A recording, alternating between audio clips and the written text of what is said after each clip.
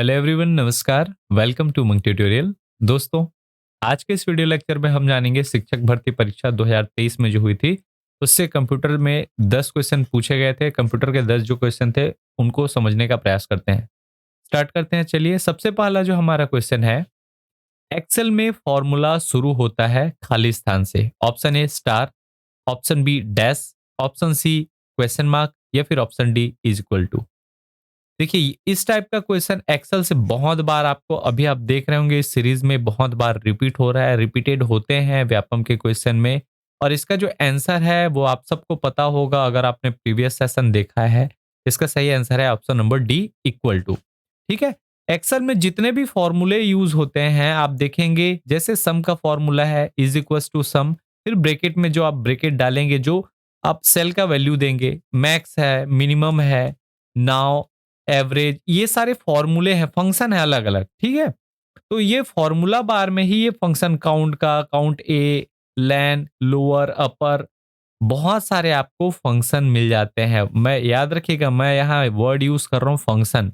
और अगर हम लोग फॉर्मूला पुट करते हैं तब भी हम लोग फॉर्मूले में हम लोग A1 प्लस A2 लिखते हैं, तो दो सेल A1 और A2 जो दो सेल हैं उनको ऐड करने का ये फॉर्मूला होगा। तो फॉर्मूले का स्टार्ट कहाँ से होता है? इज इक्वल टू से होता है। क्लियर है? चलिए, अगले क्वेश्चन की ओर बढ़ते हैं। हमारा जो अगला क्वेश्चन है, कंप्यूटर का उपयोग इन क्षेत्रों में है। ऑप्शन ए खेल, ऑप्शन बी मौसम पूर्वानुमान, ऑप्शन सी प्रस्तुतिकरण या फिर ऑप्शन डी उपरोक्त सभी। देखिए, हमारा जो कंप्यूटर है उसका यूज गेमिंग में होता है, तो जी हाँ होता है। मौसम पूर्वानुमान में, उसमें भी होता है। प्रेजेंटेशन या फिर जो प्रस्तुतिकरण होता है जैसा मैं आपको कर रहा हूं, इसमें भी कंप्यूटर का उपयोग होता है। तो इसलिए इसका सही आंसर होगा ऑप्शन नंबर डी, उपरोक्त सभी। ये वो 90% वाला क्वेश्चन है। मैक्सिमम आपको, मैक्सिमम केस में 90%, अगर आप दो में भी लगा लेते हैं तो उपरोक्त सभी में चले जाइएगा। ठीक है। तो उसका सही आंसर होगा ऑप्शन नंबर डी, उपरोक्त सभी। गेमिंग में, मौसम पूर्वानुमान और प्रस्तुतिकरण में, प्रेजेंटेशन में आपका कंप्यूटर का उपयोग होता है। चलिए, अगले क्वेश्चन की ओर बढ़ते हैं। हमारा जो अगला क्वेश्चन है, निम्नलिखित में से कौन सा सर्च इंजन है? Option A Google, option B Gmail, option C Yahoo mail या फिर ऑप्शन डी है लिनक्स। यहां पूछा गया है सर्च इंजन। आप सबको पता होगा गूगल क्या है, एक सर्च इंजन है। ठीक है। तो इसका सही आंसर होगा option number A, Google. Gmail क्या है? तो जीमेल याद रखिएगा, ये जीमेल गूगल का ईमेल सिस्टम है। गूगल का ईमेल जो होता है उसको कहा जाता है जीमेल। ठीक है। Google mail, full form Gmail का अगर पूछे तो गूगल मेल। ठीक है। और ईमेल क्या होता है? इलेक्ट्रॉनिक मेल, अर्थात जो कंप्यूटर में हम लोग पत्र भेजते हैं उसको ईमेल कहते हैं। और गूगल अपना ईमेल का नाम क्या रखा है? जीमेल रखा है। याहू मेल क्या है? याहू का ईमेल है। याहू का ईमेल को हम लोग क्या बोलते हैं? याहू मेल बोलते हैं। इसके अलावा लिनक्स याद रखिएगा, ऑपरेटिंग सिस्टम सॉफ्टवेयर है, ऑपरेटिंग सिस्टम है ये Linux, open source operating system. Clear है? तो एक एक को अगर हम लोग समझें, इसका सही आंसर होगा ऑप्शन नंबर ए, गूगल। एक है आपका गूगल जो सर्च इंजन है नॉर्मली, जिसके माध्यम से हम सर्च करते हैं।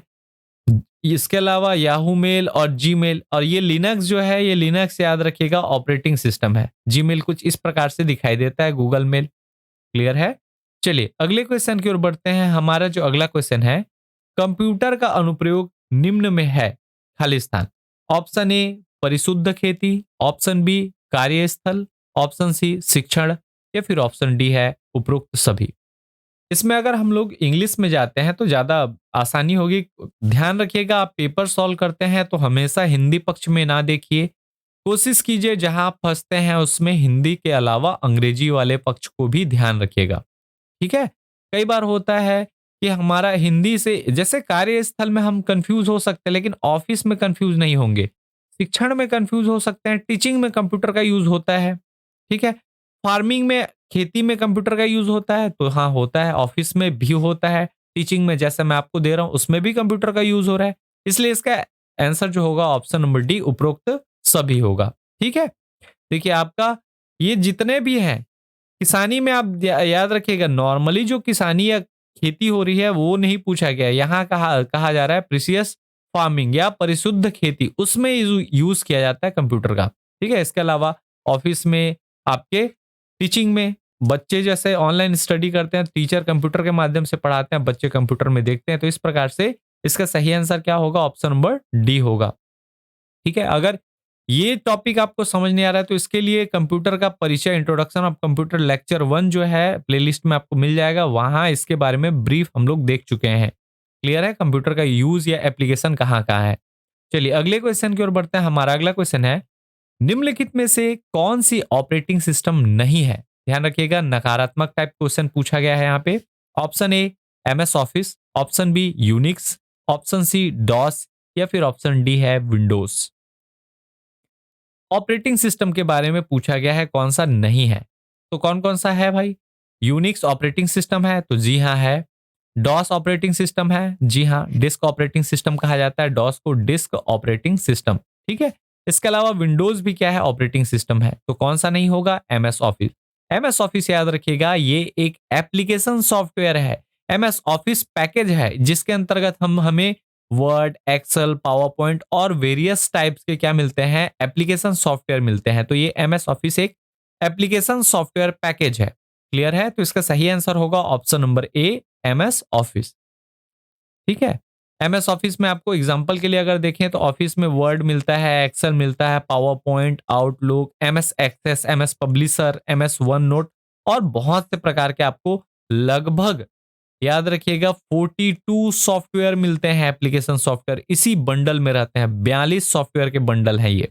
ठीक है, इसके अलावा बाकी जितने भी आपको दिखते हैं ये सब क्या है? ऑपरेटिंग सिस्टम, जिसमें एंड्रॉयड आएगा, विंडोज, ठीक है, Ubuntu, Linux, Mac OS, Chrome का भी ओएस आता है। मैं बता चुका हूं, ये चीज भी आपको पढ़ा चुका हूं। क्लियर है।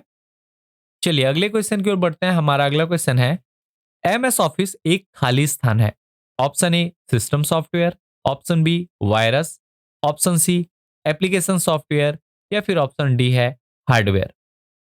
आपको पता होगा, अभी हम लोग देखे हैं एमएस ऑफिस क्या है? एक एप्लीकेशन सॉफ्टवेयर है। जस्ट इससे पहले वाले क्वेश्चन में अगर उस क्वेश्चन को आप सही लगाते हैं तो ये भी आपके सामने एक बोनस क्वेश्चन है। ठीक है, एमएस ऑफिस एक क्या है? एप्लीकेशन सॉफ्टवेयर है। ठीक है, ये सिस्टम सॉफ्टवेयर नहीं है, ना ही कोई वायरस है, ना ही कोई हार्डवेयर है। क्लियर है। एमएस ऑफिस पैकेज में क्या क्या मिलते हैं? तो एमएस ऑफिस पैकेज में आपको पता होगा, अभी वर्तमान में ऑफिस 365 जो अलग अलग वर्जन चल रहे हैं, तो अभी 365 लेटेस्ट है। अगर देखें तो उसमें Word, Excel, PowerPoint, OneNote, Outlook, OneDrive, Skype और बहुत सारे हैं। ठीक है, तो उसमें मैं नहीं जा रहा हूं, मैं इस पर भी डेडिकेटेड वीडियो बना चुका हूं। एमएस ऑफिस क्या है, कितने इसके कौन कौन से एप्लीकेशन मिलते हैं, वो सारी चीजें मैं कवर करा चुका हूं।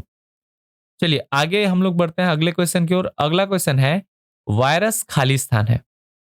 Option A spreadsheet, option B software, option C operating system या फिर ऑप्शन डी है उपरोक्त में से कोई नहीं।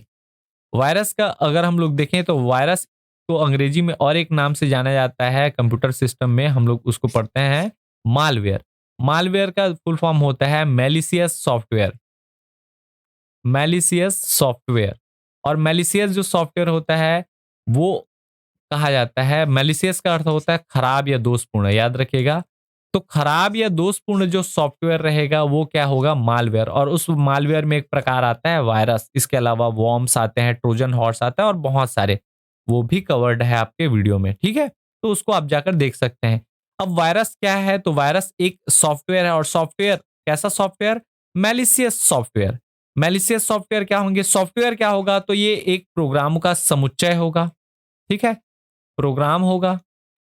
और यहाँ ऑप्शन में क्या दिया हुआ है? Spreadsheet software. तो हाँ, मैलिशियस सॉफ्टवेयर है, तो इसका सही आंसर होगा ऑप्शन नंबर बी, वायरस एक सॉफ्टवेयर है। ठीक है, जैसे आपका कोई भी वायरस रहता है, कोई हैकर वायरस बनाता है, तो वो भी क्या करता है? प्रोग्राम लिखकर वो वायरस को बनाता है और एक सॉफ्टवेयर बना देता है। वो सॉफ्टवेयर को ईमेल के माध्यम से या दूसरे सर्वर्स के माध्यम से वो सर्कुलेट करता है, और उसके माध्यम से क्या होता है? आपका कंप्यूटर में खराबी उत्पन्न करना प्रारंभ कर देता है वो वायरस। क्लियर है। चलिए अगले क्वेश्चन की ओर बढ़ें। तो अगला हमारा क्वेश्चन है, स्कैनर एक खाली स्थान डिवाइस है।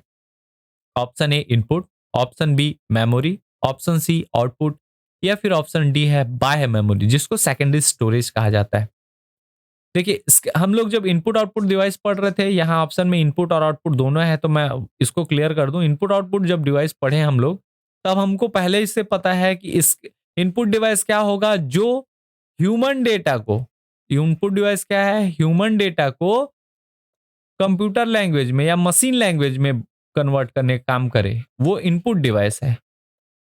और जो कंप्यूटर के लैंग्वेज को ह्यूमन लैंग्वेज में कन्वर्ट करने का काम करे, वो आउटपुट डिवाइस है। बेसिक सा फैक्ट है, ठीक है। तो स्कैनर क्या करता है? स्कैनर कोई भी मान लो डॉक्यूमेंट है, उस डॉक्यूमेंट को, वो ह्यूमन डेटा है, उसको स्कैन करके कंप्यूटर के रीड करने लायक बनाता है।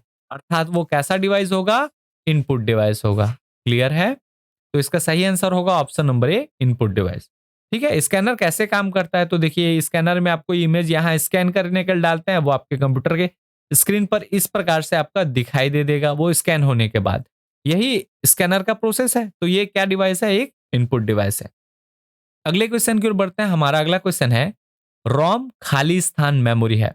ऑप्शन ए स्थाई एवं परिवर्तनशील, ऑप्शन बी अस्थाई, ऑप्शन सी स्थाई एवं अपरिवर्तनशील, या ऑप्शन डी है कार्यशील।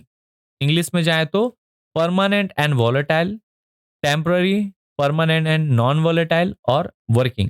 ठीक है। देखिए, आपका जो रोम है, रोम के बारे में हम लोग पहले से ही पढ़ चुके हैं। रोम पहला चीज, ये जो इसका फुल फॉर्म होता है रीड ओनली मेमोरी। मैं लिख नहीं रहा हूं लेकिन बता दे रहा हूं, रीड ओनली मेमोरी। ठीक है। रोम के भी अलग अलग वेरिएंट आते हैं, उसको भी मैं आगे डील करूंगा।